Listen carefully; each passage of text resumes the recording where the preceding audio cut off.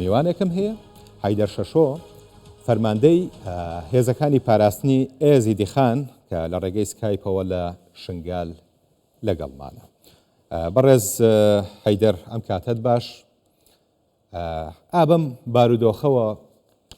یان ئابەم پێشهاتانەی کە ناوە ناوە دێنە پێشەوە لە ڕووی ئەمنیەوە بارودۆخی شنگال تاکەی ئاوا ئامێنێتەوە؟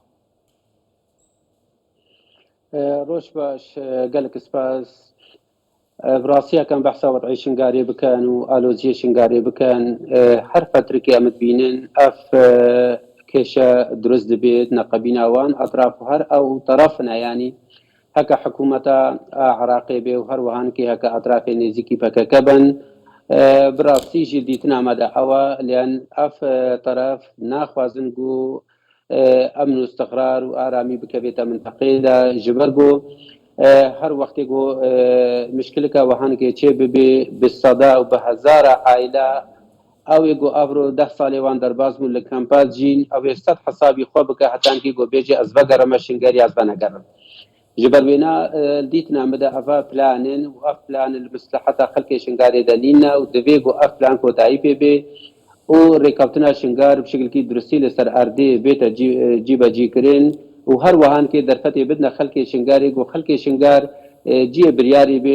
بێ ڕێکەوتنێدا. ڕاستە ینی جنابێتە ئیشارەت پێدا کە ئەو ڕێکەوتنی چەند خالا پێک هات، بەس هەتا نەهانێکێژی لەسەر ئەردێ خاڵکیشوان خالە جیبەجی نەبووە و بڕاستیژی ینی خەڵکی شنگار نەتەرەف بوو البێ ڕێکەوتنێداش بەروێکێژی هەنێک ئالۆزی چێبوونا. گەلێک جارە متبینن مەسەلە ئەف گەنجێتما بۆ ئەڤش ساڵە 2014 و هەتا نهانکێژی دەستی سلەحا خوکرینە و دژی داعش شەڕێ خوکردن، بەس هەر ئالۆزیکە گۆچێبوو و تهمەتێ بنابێ ئەرهابێ دەر سەروانوەرێ و ڕاستیژی ئەبە دووری ڕاستیە لەن هەکە ئەم بێژن هەنێکی ئالۆزی نەقەبی ناوان دەچێبووەن یا هەنێکی نەفامکردنت نەقەبی ناوان دەچێبوو بێت ناگەهێتە وێ دەرەجێ گۆم بێژن وەڵا ئەو ئەطرافێ گۆ ئەفرۆ ئالۆزی نەقەبی ناوان دەچێبوونە جیهەتێک کە حکوومەتە ڕسمیە جهەیە دیترێژی بنای قەدیا ئەرهابێ بێتە چێکردن و بێتە بنافکردن و تهمەتی ئەرهاب و بمادە چارێ ئەرهابدا تەحاملێ پێڕە بکەن ژبەر وێنە ئەم داوای حکوومەتە بەغدادکەن گۆ بشکلێکی فەرمی تەحاملێ بڕێکەوتنا شنگاری بکە و هەروەهانکێژی وان ئەطرافی شنگار ئەوێ گۆ ئەم بێژن ئەطرافی جدا جدا ئێگۆ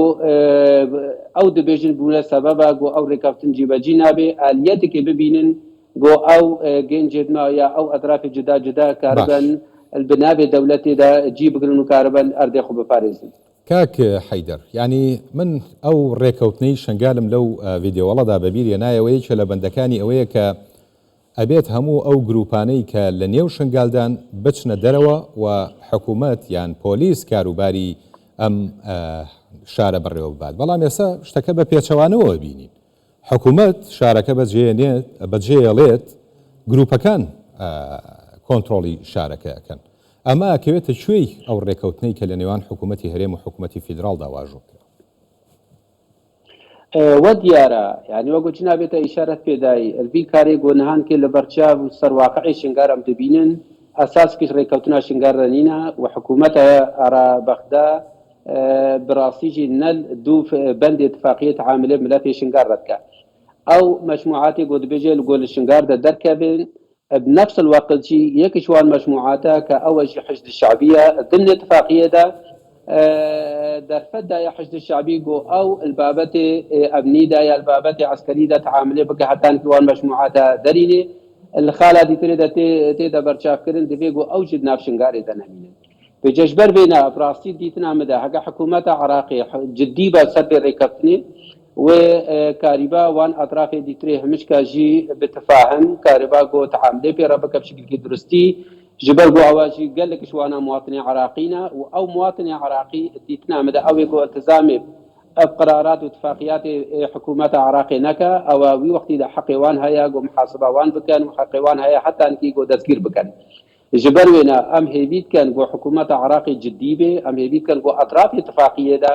هەکە حکوومەتە هەرێما کوردستانی طرفی ڕئیسی اتفاقیەدا و هەروەهانێکێ البن إشراف أمم المتحدة بويا بهيبي دارن جو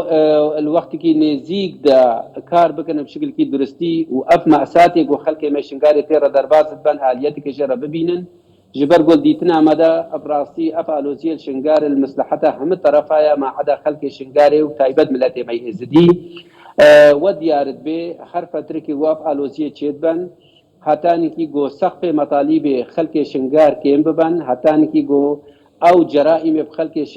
بسري خلق شنقاري هاتي وإبادة بسري ملتي ازدي هاتي سقف مطالب وان كيم بكن وبراستي الروج بروج ام بينن ملتي ماي شنقاري دا براستي دسلاتا وان شنقاري دا كيم دبي واطراف ديتريجي هنا قد خوازن سيتريستر شنقاري بكن جبر وينا اب دعويت كان هما اطراف اتفاقية دا وبتايبات المتحدة كإشراف السربية اتفاقية كر زوتري وقت باتفاقية جيبا جيبكن وديتني خلق شنقار وبريار خلق شنقاري جيل برشابي خودين باش ام گرژی ئاڵۆزیانەی چەند ڕۆژی ڕابردوو بۆچی یعنی ئەمەوێ بپرسم کاریگەریشی لەسەر ژیانی خەڵک بە شێوەیەکی گشتی لە ناو شنگال لەسەر ئاوەدانکردنەوەی ئەم شارە کە تا ئێستا لە ڕووی بنیادەوە شارێکی داڕوخاوە دوای ئەو شەڕەی کە لەو ناوچەیە دروست بوو بە تایبەتی داگیرکاریەکانی داعش بۆ ناوچانە هەروەها گەڕانەوەی خەڵکی ئاواری شنگال کە تا ئێستا پەرتەوازن لە شارەکانی دیکەی هەرێمی کوردستان و ناوچەکانی دیکە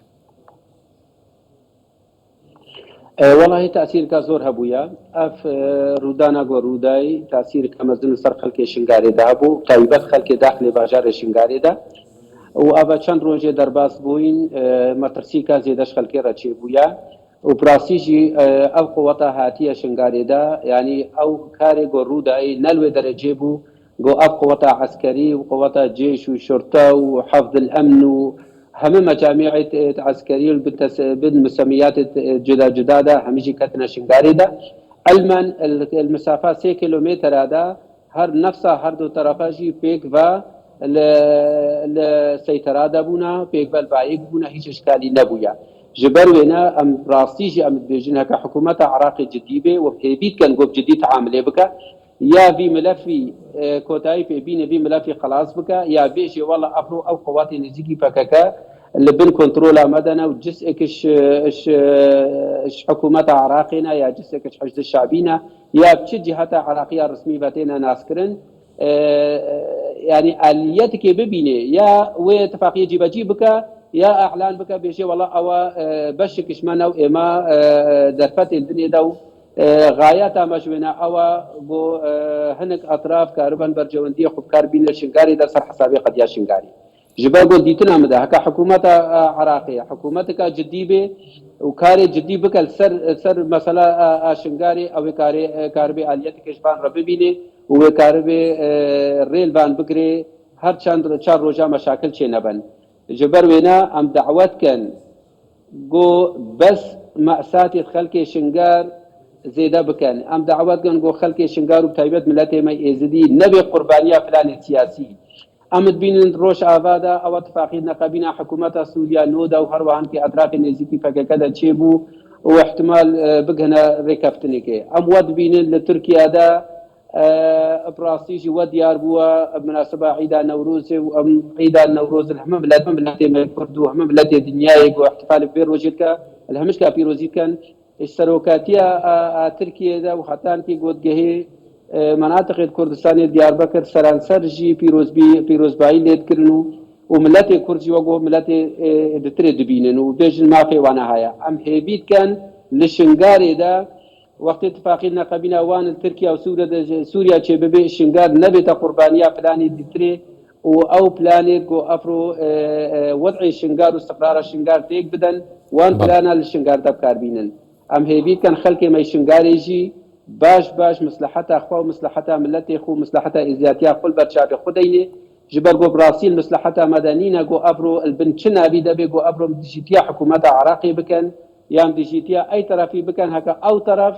ضغطين لسر منك او طرف دشمناتيا ملتي منك او طرف دشمناتيا اسديا وخلق شنغاري نكا بجان دعوة الحكومات عراقي كان وبربرسد امنيه حكومات عراقي باركي خرابا بشكل كي درستي وحلك ببي نش قضيه شنغاري را جبرجو محقول نيرا سرانسري عراقي همي قضا و ناحیکا بێ ئیدارە نینە ئەبە 10 ساڵێت مەچێ بوون ژبەر مەسالح حێلوان ئەطرافێ سیاسی حتا نەهانگێژی شنگاری ئیدارە نینە و خەڵکێ شنگار هەکە وەکالک ژێرە لازم بێ دەبێ گۆچێتە تلەحفەر یا چێتە ڕەبیعە یا چێتە مووسل یا وەرێتە دەهۆکێ ژبەر وێنە ئەم هێویدارن بۆ ئەطرافێ اتفاقیه مأساة ملت إزیل برچاوی خودینن و وان رکمانات نقابینا وان در سر حساب إزیلیا و قضیه إزیلیا کودایی ببینن و در فتح بدنا خلق مگو جی قرارا خوبن. بەڕێز حەیدەر شەشۆ فەرماندەی هێزەکانی پاراستنی یەزیدی خان لە ڕێگەی سکایپەوە لە شنگالێ و لەگەڵمان بووی. سپاس بۆ جەناب.